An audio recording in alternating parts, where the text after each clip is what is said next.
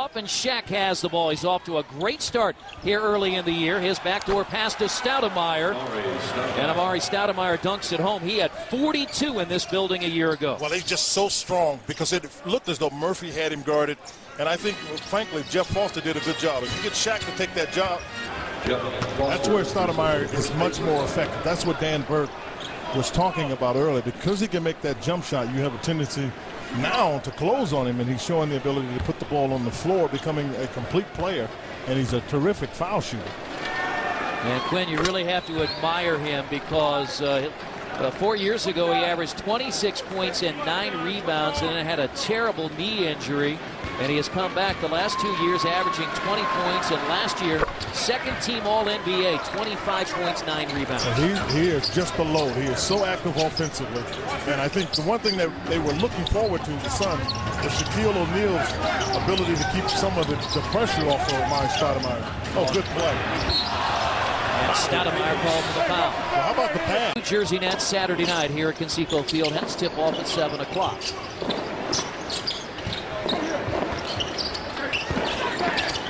Turnaround jumper by Stoudemire. He has 6. He's got all 6 Phoenix points. Look, Suns, they normally would be pushing it up right away. What they're running now is exactly really what San Antonio used to run. Kind of call that a punch, where they basically just punch it down to Amare Stoudemire. It was about at the 3-second call, and so he rushed the shot because he had position. And Stoudemire has 10 of their 12 with the line. And again, he gets to the line a lot, and he's really improved over the years there at that 15-foot strike. He's really worked at his foul shooting. That's what makes him such an effective player. As you said, second team All-NBA last year is because there's no way to defend him. Because he now makes the jump shot, as we saw earlier. He gets to the rim. There's no way to stop that, and you can't foul him to stop him because he shoots so good from the foul line. And most points averaged at Conseco Fieldhouse, and you see Stoudemire with some great company. Wade, Carter, Iverson, and Bryant. I'm sure throughout the night we'll talk about the big blockbuster trade here. That he made look easy. 9-point Indiana lead. They've led by as many as 11 here in the first. Stoudemire against the rookie. But it's the right idea. I think the Pacers need to work on it because they've got to figure out other ways to create more possessions for itself. It's hard to stop him when he gets like that. I knew that's tough for Roy. If Amare Stoudemire has that much room, that's really tough. Because when Amare Stoudemire gets it, he can make the jump shot, and you see he just opens up inside, and Roy tried to get back. Hibbert tried to get back to him late, and the difference here and in college is these guys can take hits and make shots. Well, you see number 12 there on your screen, Travis Diener, his first game action of the year. Did not play in the preseason. Missed the first 2 games, and Travis out. The thing the Pacers have to do is stay solid defensively because, as you've noticed so far, the only guy that's really scored the ball has been Stoudemire. Well, he can't play without taking a break at some point. I mean, Dragic scored the last one, but Stoudemire has been the one that they've counted on. He has a 19-point first quarter. Indiana shooting 60% from the field, Quinn, and 5 of 6 from three-point range. Phoenix at 59%. They have not made a 3. They haven't needed to because Stoudemire has 21. I'm telling you, he just went through 2 people to make that shot that was well defended when Barbosa was about to take it. From three-point range. And putting a lot of pressure on this Suns team to get back, and a lot of people like to run back and run to the basket. Well, a three-point line forces you to rethink that a little bit, particularly when you've got somebody making it the way the Pacers are. Well, sitting on the bench did not cool him down. Cool him off much, did it? So you got to be very active, particularly on the defensive side. And Stoudemire with a great catch, but what about the pass from Nash? That's what you don't mean. That's what I'm looking at. Rush. Do so after the timeout. Got a good one going in the first half. The Pacers lead by 8. Foster, he had to, because Stoudemire had it and was ready to lift. Well, Quinn, the way Amare Stoudemire is going, that 42 may vanish that he scored a year ago. It may be in jeopardy, so the Pacers are going to have to try to find a way to shut him down, or hope that since this is a back-to-back that he starts to tie it.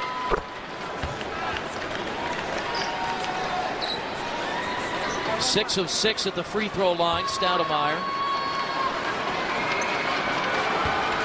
He had 14 points last night. His season high 23, had that over the weekend in a home win over Portland.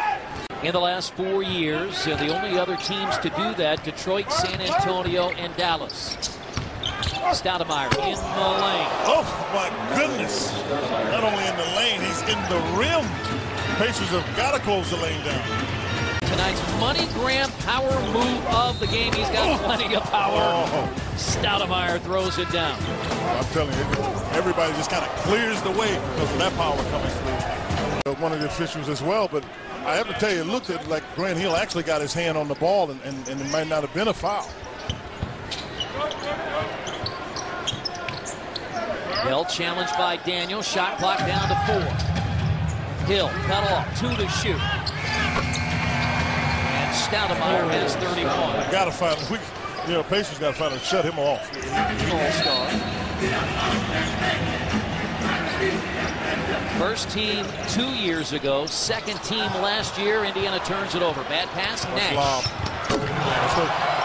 TJ Ford is back there, so the only thing Nash could do is just throw it because TJ can't get to it.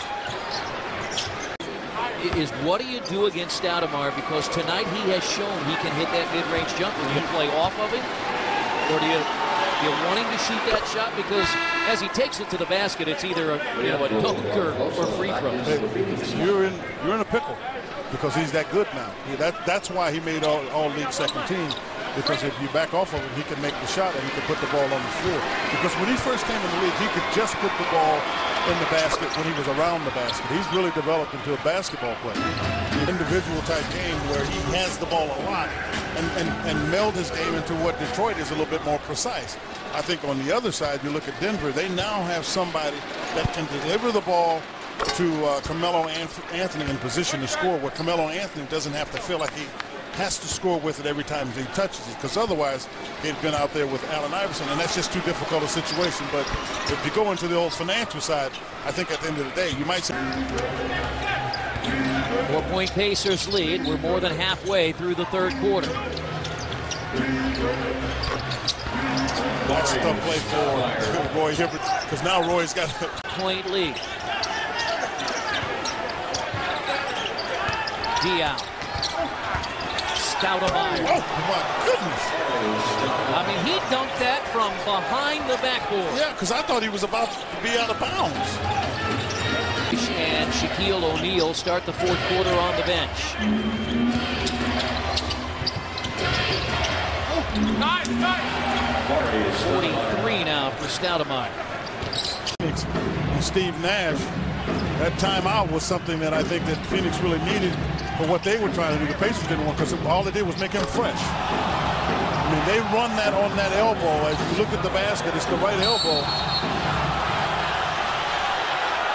Amare Stoudemire is going with the fake. And he's been whistled. What? Was that for a technical foul? Yes. Well, let's see. But what the addition to that was Amare Stoudemire started playing so well offensively. I think his high is 51, isn't it? 50. He had 53 years ago. He's at 48.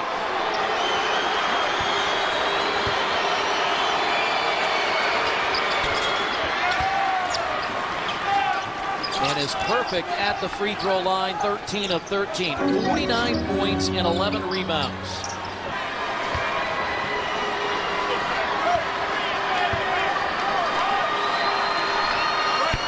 He's matched his career high of 50. January 20th, 2005, Stoudemire scored 50 against Portland, make it 51 tonight.